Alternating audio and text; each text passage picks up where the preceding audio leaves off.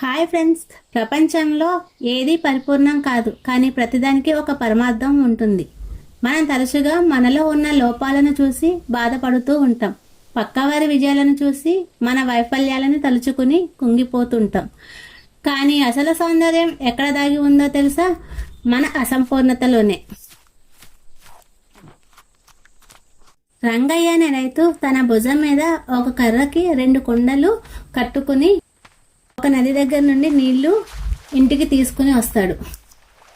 ఒక కుండ చాలా అందంగా పగులు లేకుండా ఉంటుంది. దానికి గర్వం ఎక్కువ. రెండోది, ఇది చాలా పాతది. ఒక పక్కన చిన్న చిల్లు ఉంటుంది. దీని కళ్ళు ఎప్పుడూ దిగులుగా ఉంటాయి.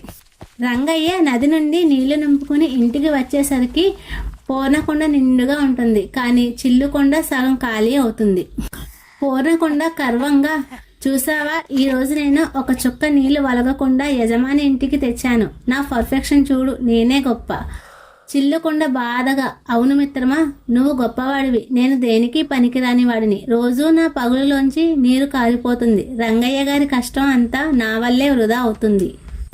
ఒకరోజు సాయంత్రం చిల్లుకొండ రంగయ్య వైపు చూసి, రంగయ్య గారు, నన్ను క్షమించండి, దయచేసి నన్ను పగలగొట్టేయండి లేదా పారేయండి. నేను మీకు భారం అయిపోయాను.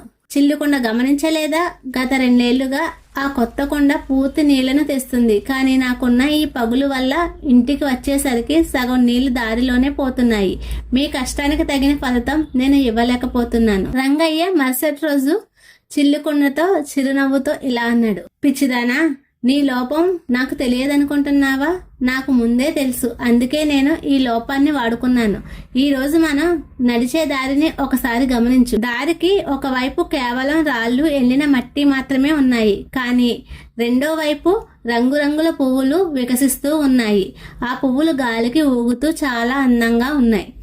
చూసావా, నీ వైపున ఉన్న దారి పొడవున ఎంత అందమైన పూలు పూసాయో. నీ నుంచి నీరు కారుతుందని నాకు తెలుసు. అందుకే నేను ఆ దారిలో పూల విత్తనాలు చల్లాను.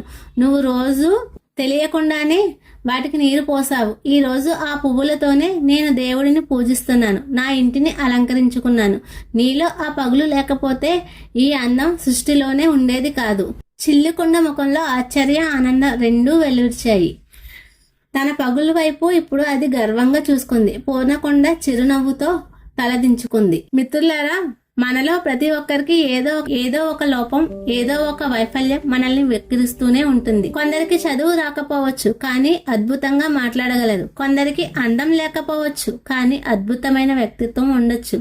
నీ బలహీనతను చూసి ఏడవకు, దాన్ని ఎలా బలంగా మార్చుకోవాలో ఆలోచించు. ఆ కొండకి తెలియదు తాను పూలవనాన్ని సృష్టించానని. అలాగే నీ కష్టాలు, నీ కన్నీళ్లు కూడా రేపటి నీ విజయానికి విత్తనాలు కావచ్చు. ఎప్పుడు నిన్ను నువ్వు తక్కువ చేసుకోవద్దు. నీ లోపమే నీ ప్రత్యేకత. నీ పగులు నుండే వెలుగు వస్తుంది. లే, అడుగు ముందుకు వేయి. నువ్వు అసంపూర్ణమే, కానీ అద్భుతానివి. నీ విలువ నీదే. All the best.